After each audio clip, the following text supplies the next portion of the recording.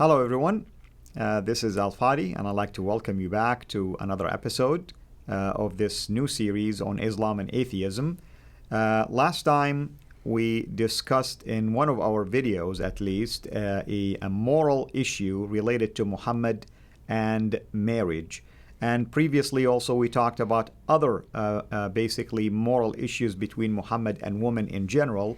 Today is no exception, actually. It will still be dealing with Muhammad, his moral actions as it relates to women. And with me here in studio to unpack this next example is our dear brother David Wood, and I'm going to let him basically share that example with us. David, welcome back. Yep. What example do we have today? Well, we have the greatest example of all, Muhammad. You mean greater than everything we discussed? Muhammad's the great example of conduct for Muslims according to CIRA 33, verse 21 of the Quran. Right. And lots of stuff in Surah 33. So Surah 33, verse 21, that's where Allah says that Muhammad's a pattern of conduct for Muslim men. But this is also the same chapter where we have Muhammad and Zainab, and Allah justifying Muhammad taking the wife of his own adopted son. And a verse that we're going to read now, Surah 33, verse 50, which allows Muhammad, this is the justification for Muhammad violating the four-wife limit. So Allah had revealed in Surah 4, verse 3 of the Quran that men can marry up to 4 wives. So you can marry 1 or 2 or 3 or 4. But Muhammad, we know, had at least 9 wives at one time. Right. And so why did Muhammad get to have more? Well, Muslims will point to Surah 33, verse 50 and say that this is what justifies Muhammad in having more, because Allah just says, he can marry whomever he wants here. But we're going to focus on something else, namely that Muhammad also was allowed to have sex with his slave girls like other Muslims were. All right, so Surah 33, verse 50 of the Quran. O Prophet, surely we have made lawful to you, so this is talking about lawful for sex, so halal sex here. O Prophet, surely we have made lawful to you your wives, whom you have given their dowries, and those whom your right hand possesses out of those whom Allah has given you as prisoners of war. So women you've captured in battle, you have a right to have sex with them as well. And we will unpack some of that right now. And the daughters of your paternal uncles, and the daughters of your paternal aunts, and the daughters of your maternal uncles, and the daughters of your maternal aunts who fled with you. And a believing woman, if she gave herself to the Prophet, if the Prophet desired to marry her, specially for you, not the rest of believers. Now notice, this specially for you, not for the rest of believers, that's the part where supposedly Muhammad, since Allah is saying, hey, you can marry all these women if they come up to you and they're willing to marry you and you find them attractive, you get to marry them. Well, why wouldn't other people be allowed to marry them? So the idea is this is talking about just you can just keep marrying women. And here. I thought he's the pattern. Yeah, he's the model, for... confusing, right? Yeah, according to this chapter, he's the pattern, and yet, but this is just for you, not for everyone else. Especially for you, not for the rest of believers. We know what we have ordained for them concerning their wives. So talking about other Muslims here. We know what we have ordained for them concerning their wives and those whom their right hands possess, in order that no blame may attach to you, and Allah is forgiving, merciful. So other Muslims are allowed to have wives and sex slaves, but Muhammad is just allowed to have more wives than other people. So Muhammad, like other Muslims, is allowed to have sex slaves, like that are captured in battle, but basically those whom your right hands possess. So. And I want to emphasize something, David, and you can capitalize on that as well.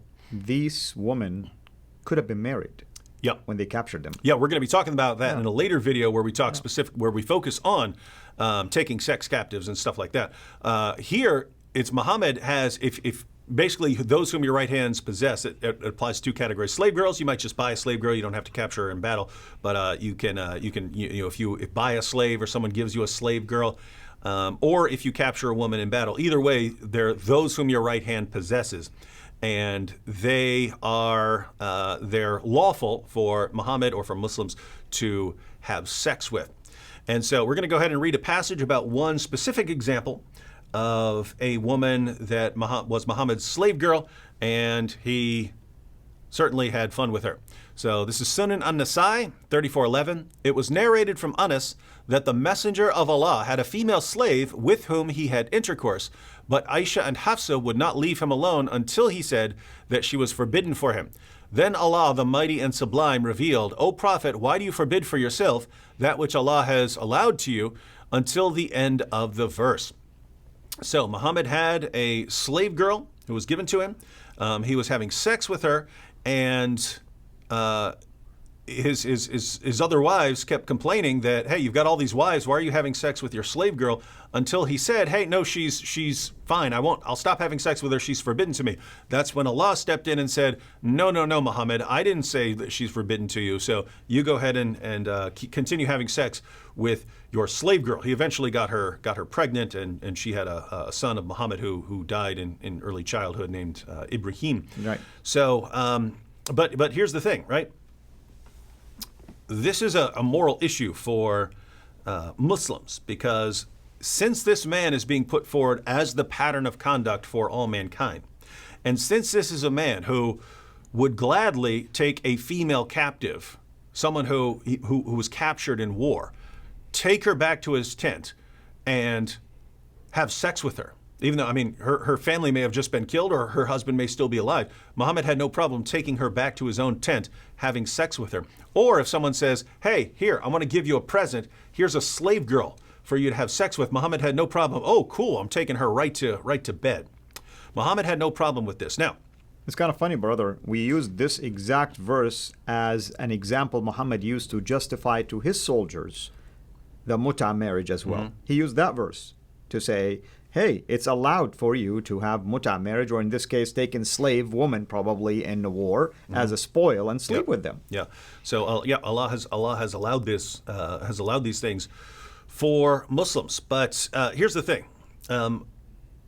most people today do not think that it's okay, it's morally acceptable to, go take a captive from war, right? Can you imagine U.S. soldiers in some place like Iraq or something like that? They go over there, they capture a town, and then they think they can just take all the women and take them and take them back to their tents or barracks or whatever and rape them. We'd be so horrified at that. They would be court-martialed. They would be put in jail. Right? Of course, as they should. Those are considered human rights violations, and yet the pattern of conduct for all mankind, the one who has Allah's stamp of approval as the pattern of conduct that we should all be imitating, did exactly what we just said we would all condemn. Right? So Muhammad did things and encouraged his followers to do things that would be war crimes right now. These would be international war crimes if you did them today. So the question that we have for Muslims is, one, how do you reconcile this with your belief that Muhammad is the perfect pattern of conduct? But interestingly, for Muslims who see this as a problem, they come to see this as a problem and go, wow, this is a guy I believe is the greatest moral example ever. And no, I would have a big problem with someone, taking a woman captive just because he took over the area, and then he gets to go and rape her and then sell her at the next town. It's funny because lots of Muslims will look at this passage and then they'll just make stuff up, right? They'll say, oh no, but they were marrying these women and so on. That's absolute nonsense. We read more details in Ibn Ishaq. They would capture the women, have sex with them, and then sell them at the next town, trade the women for weapons. So they're just making things up when they're talking about being marriage. It's a trade, for them. It's all about just possessions. That's it. And it says what your right hand possessed. Yeah. So this is your belonging. So for atheists, for Muslims who become atheists, they look at this and they see, wow, my religious leaders convinced me all my life to regard Muhammad as the pattern of conduct, as the greatest man, and this is the sort of thing he's doing. He's doing things that we would recognize as war crimes now, things that would get him and all his soldiers thrown in jail for the rest of their lives. That's what he's doing. This is the guy I'm following, and they leave Islam.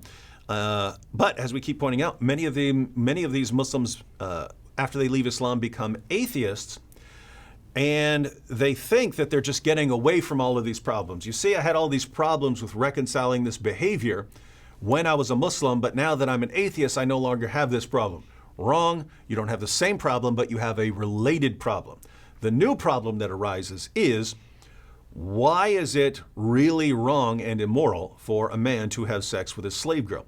We understand that the atheist believes that it's wrong. The question is, what's the foundation for that belief?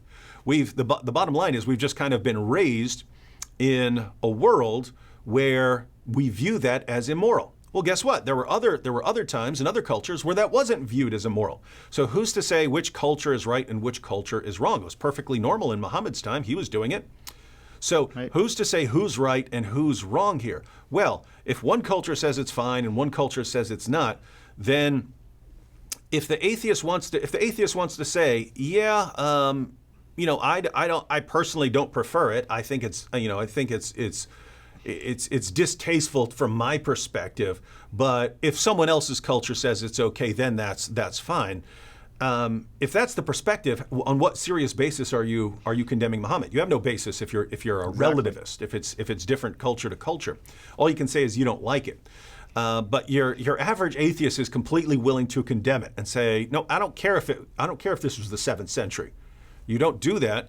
You shouldn't have done it. It was immoral. It was immoral behavior. But when they do that, then we see that the atheist himself has a problem, because there's no foundation or basis given atheism for condemning that sort of behavior.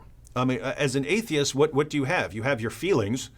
You have your society and your culture. None of those things provide a basis for saying that something is genuinely immoral, not just from your perspective, not just on your feelings, but immoral for anyone, and no one should ever do these things.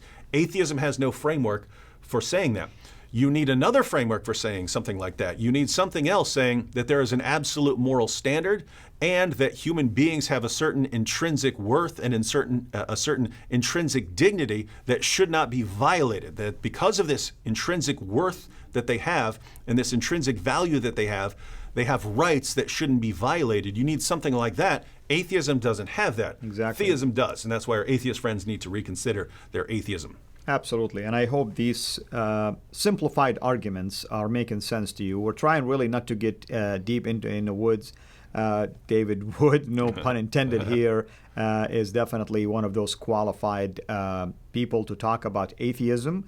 And, obviously we want to be fair also. The intent behind this entire series, not just to talk about atheism, but talk about ex-Muslims who are claiming to become atheists. Well, I mean, I'll take their claim seriously. I'm not denying that. That's in their mind. That's what they're thinking. But we're exploring some of the reasons why they're leaving. And one of the probably top, I would say 1, 2, or 3 reasons why they have decided to make that shift from this Islamic worldview into atheism worldview is the fact that they're troubled by the moral behavior of Muhammad, as they should, of course. But what we're saying is that we have an alternative. There is an alternative out there, and it's not atheism. So thank you again for joining us, and can't wait, of course, for the next example that we will be exploring here together. Thank you, brother, and thank you, everybody. God bless. Thank you so much for taking the time to watch this video. We can't make these quality videos without the help of partners like you. So please consider becoming a Patreon supporter today at patreon.com/CIRA International. I want to make sure you always get notified when we release a new video. So please click the bell to be notified. And of course, make sure to subscribe to this channel.